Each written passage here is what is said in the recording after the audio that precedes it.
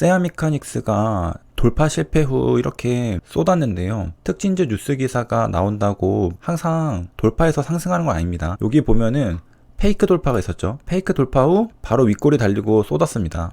그래서 이런 것들은 굉장히 조심해야 되고, 뉴스 기사는 뭐가 나왔었느냐, 특징주 세아메카닉스 LG엔솔과 부품 공급 논의 소식의 강세, 에너지솔루션이 세아메카닉스와 공급 논의를 진행 중이다 라고 한 언론이 보도했다고 합니다. 회사의 공식 입장은 아니고 언론 보도가 나왔다는 건데요. 전고점은 7,400원인데 여기를 돌파할 때 그 순간을 상상해 보면은 예쁜 양봉이 나오거든요. 여기도 양봉이 나오면서 돌파했잖아요. 이런 걸 생각하면서 또 가나보다 라고 생각할 수 있는데, 그대로 윗골이 달리고 내려가고 하는 순간 한 번 더 쏟거든요.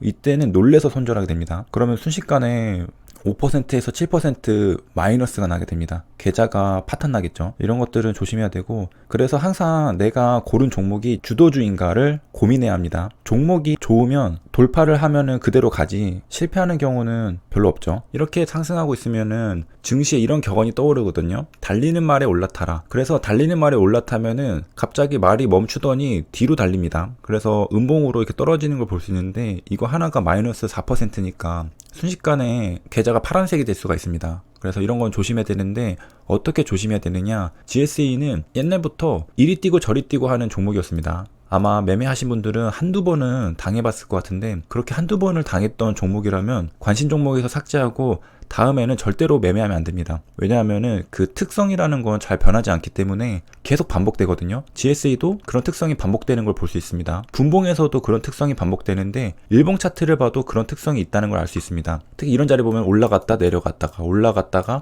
이런 뛰는 것들이 많거든요. 그렇기 때문에 GSE는 굉장히 매매하기 까다롭고 위험합니다. 이 당시에 보면은 이거 진짜 깔끔하게 올라가고 있다, 그래서 여기서 조금 더 가겠지, 한 1, 2%라도 더 먹을까, 아니면 계속 가가지고 상한가를 갈까, 이런 생각을 할 수도 있는데, 그런 순간 그냥 쏟아버립니다. 그래서 이렇게 깔끔하게 올라가는 것처럼 보이는 종목들은 오히려 조심해야 되고, 종목명을 봤을 때 GSE라는 거를 확인하면은 뒤도 돌아보지 않고 화면을 넘겨야 됩니다. 굉장히 어렵다는 거죠, 매매하기가. 오늘도 매매하기가 까다로웠는데, 그리고 매매할 종목이 없었는데, 시장 지수를 보면 역시 하락하고 있습니다. 코스닥 마이너스 1.37%로 하락하고 있는데, 이렇게 계속해서 우하향하고 있습니다. 시장이 그렇게 썩 좋은 상태는 아니라는 걸 알 수 있죠. 코스피도 마찬가지입니다. 이렇게 윗골이 달리고 음봉으로 살짝 떨어지고 있는데, 이렇게 떨어지고 있죠. 그래서 시장이 썩 좋지 않기 때문에 매매를 안 하는 게 가장 좋고, 저 같은 경우에는 2번 매매했는데 한 번 잃고 한 번 벌었습니다. 처음 매매는 하면 안 되는데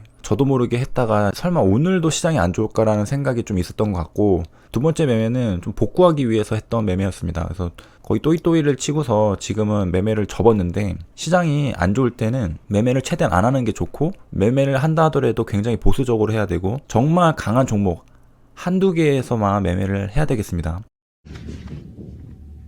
그리고 시장이 안 좋을 때면 HLB도 어김없이 하락세인 걸 볼 수 있습니다. 시장 지수가 하락하면 HLB도 시가총액이 큰 대형주이기 때문에 같이 영향을 받는 걸 알 수 있는데요. 분봉 차트를 보면 어제도 시장이 안 좋았기 때문에 이렇게 하락 추세였고, 오늘도 시장이 안 좋기 때문에 개파락해서 밑에서 시작하고 있습니다. 그리고 시장이 안 좋을 때면 어김없이 HLB는 뉴스 기사가 나오는데, 어제는 HLB에서 나왔다면 오늘은 HLB 생명과학에서 나왔습니다. HLB 생명과학이 네오케인 바이오와 의료용 대마, 햄프 개발 목적으로 MOU를 체결했다고 합니다. 지금 HLB 그룹은 굉장히 많은 신약들을 개발하고 있는데, 항암제, 탈모, 대마, 정말 여러 가지를 개발하고 있죠. 일반적으로 마약이라 부르는 대마는 잎과 꽃을 건조한 마리아나로 환각성이 있는 THC 성분을 함유하고 있어서 사용이 금지되어 있습니다. 그러니까 THC는 환각성이 있기 때문에 사용할 수 없다는 거죠. 이 환각성이 있기 때문에 안 된다는 겁니다. 그런데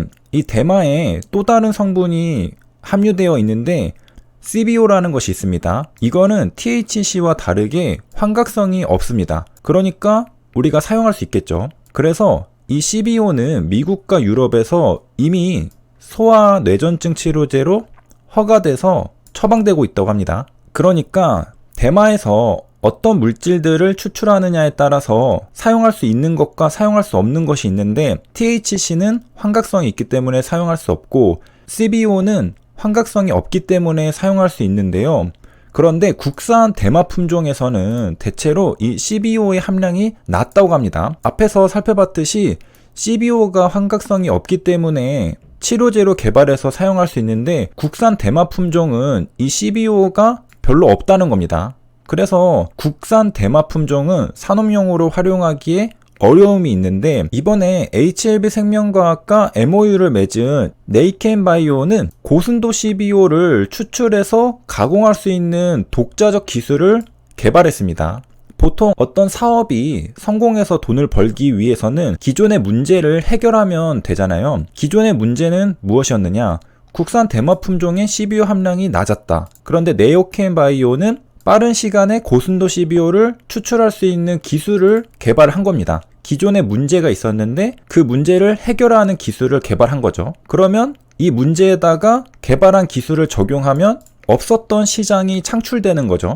그리고 이러한 기술을 가지고 있다 하더라도 상업화하는 데는 또 다른 어려움이 있을 수 있는데 HLB 생명과학이 같이 협업을 해서 개발을 하기로 했습니다. HLB 그룹은 아무래도 여러 가지 바이오 사업을 하다 보니까 관련된 자원을 많이 가지고 있죠. 그런 것들을 조합하면 시너지가 날 수 있는 부분들이 있고, 그러니까 이런 개념으로 바라볼 수 있죠. 네오켄바이오가 열심히 기술 개발을 해서 CBO를 고순도로 추출할 수 있는 플랫폼 기술을 개발했습니다. 이제 기술이 개발되었으니까 상업화로 넘어가야 되는데 그때 HLB 생명과학이 힘을 실어주는 거죠. MOU를 체결하면서 본격적으로 날개를 달고 상업화를 추진하고 있는 것입니다. 네오켄바이오가 혼자 하는 것보다 HLB 그룹과 힘을 합쳐서 하는 게 조금 더 성공 가능성은 높아지겠죠. 물론 반드시 성공한다는 보장은 없지만 네오켄바이오가 혼자 하는 것보다 HLB 생명과학이랑 힘을 합쳐서 같이 하는 게 조금 더 성공 확률을 높일 수 있을 겁니다. 네오켄바이오 대표는